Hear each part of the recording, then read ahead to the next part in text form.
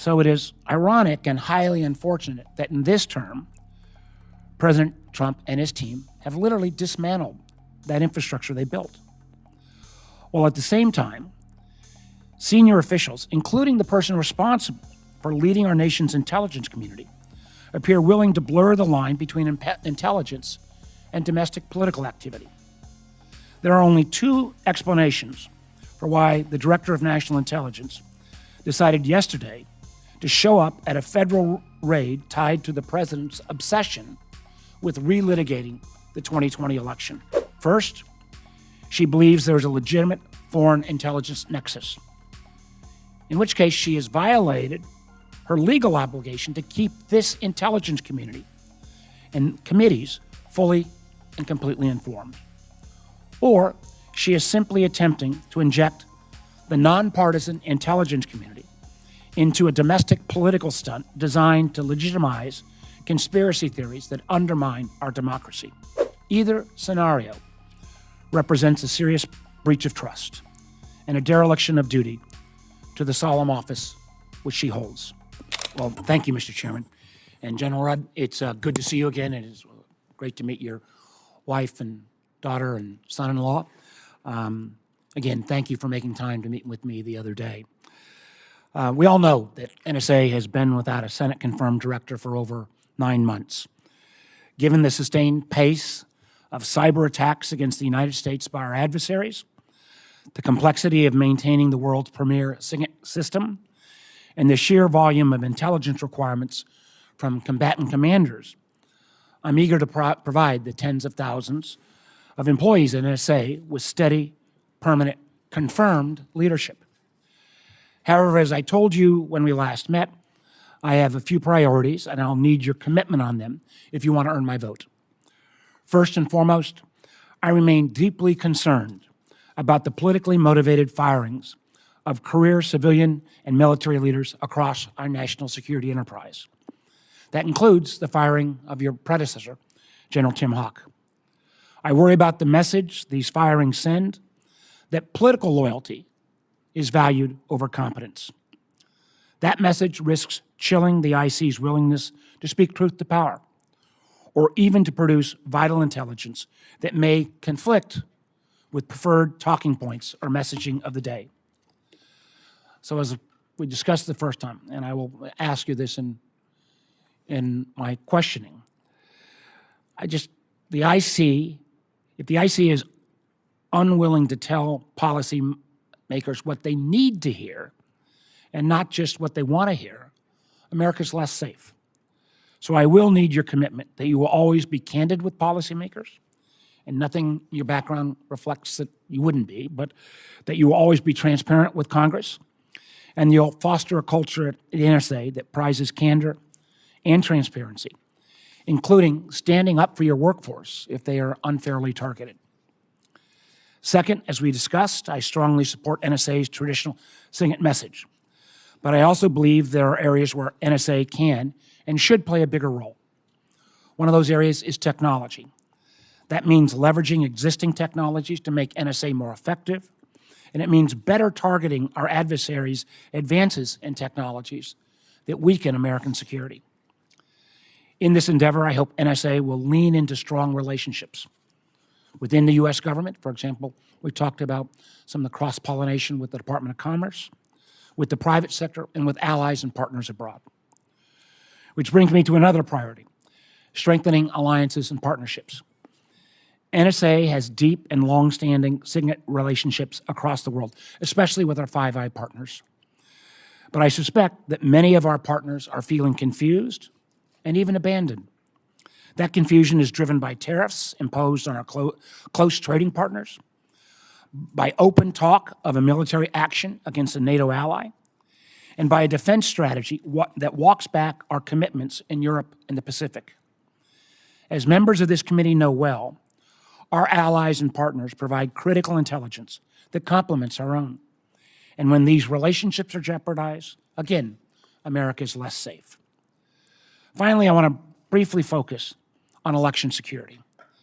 I have often noted, and I know all the members of this committee appreciate it, that it was to the credit of President Trump during his first term that we built a robust infrastructure to identify adversary attempts to interfere in U.S. elections, to inform the public, and to disrupt and dismantle adversary infrastructure such as troll farms. And as you know, the NSA in prior leadership played an extraordinarily important role in all of those activities. So it is ironic and highly unfortunate that in this term, President Trump and his team have literally dismantled that infrastructure they built. While at the same time, senior officials, including the person responsible for leading our nation's intelligence community, appear willing to blur the line between intelligence and domestic political activity.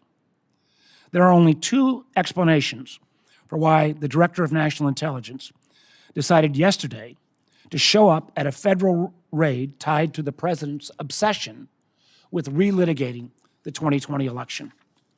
First, she believes there is a legitimate foreign intelligence nexus, in which case she has violated her legal obligation to keep this intelligence community and committees fully and completely informed. Or she is simply attempting to inject the nonpartisan intelligence community into a domestic political stunt designed to legitimize conspiracy theories that undermine our democracy. Either scenario represents a serious breach of trust and a dereliction of duty to the solemn office which she holds. So I'll be looking to you, among others, to ensure that we defeat real adversary efforts to mess with our elections and to help ensure that the intelligence community never allows itself to be used to advance political narratives instead of protecting domestic institutions. There are, of course, other issues, and I know we had a robust discussion about Section 702, which was going to need reauthorization.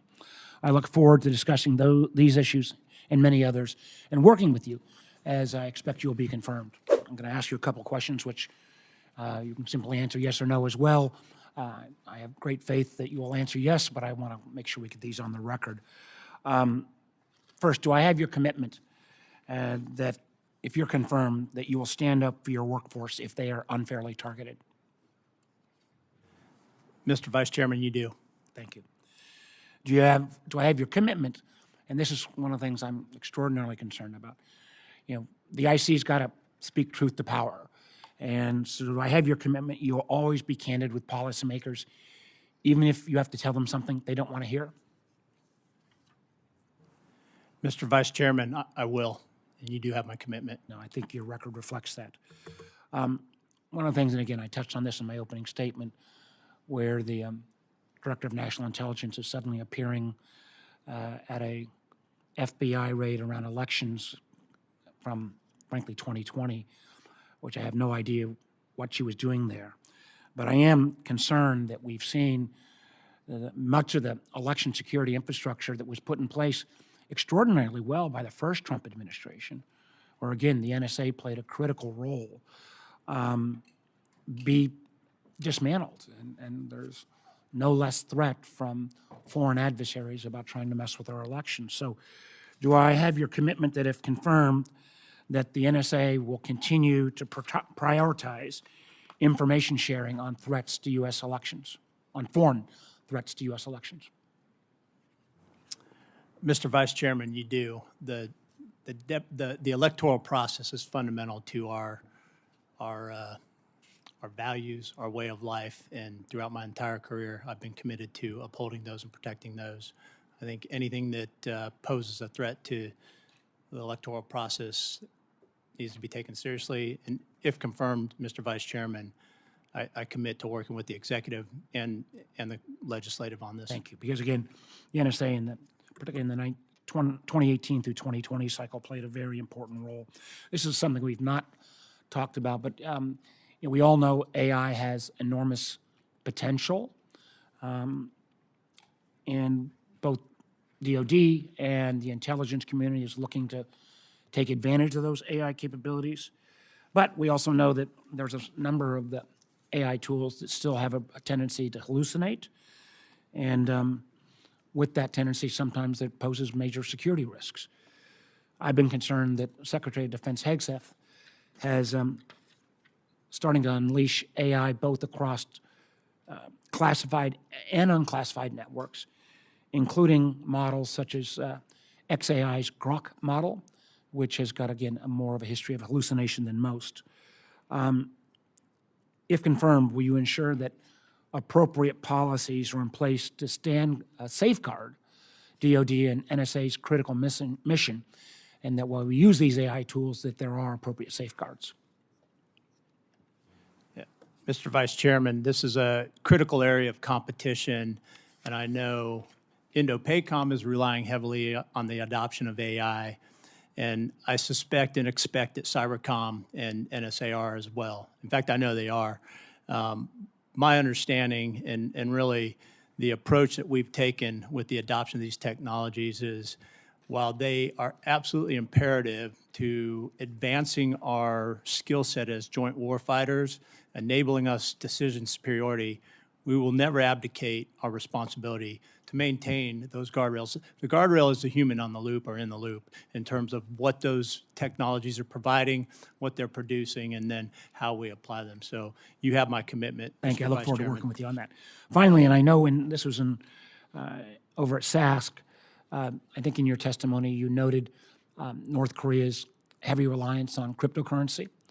I'm in the midst of looking around the table. I don't think any of my colleagues are as deeply involved in trying to make sure we've got some rules of the road around market structure for crypto. I think it's going to be an incredibly important part of our financial system going forward, but boy, it is complicated. So do you believe that the federal government needs to do more across the interagency to track, disrupt, and abate foreign malign actors' access to these digital ecosystems?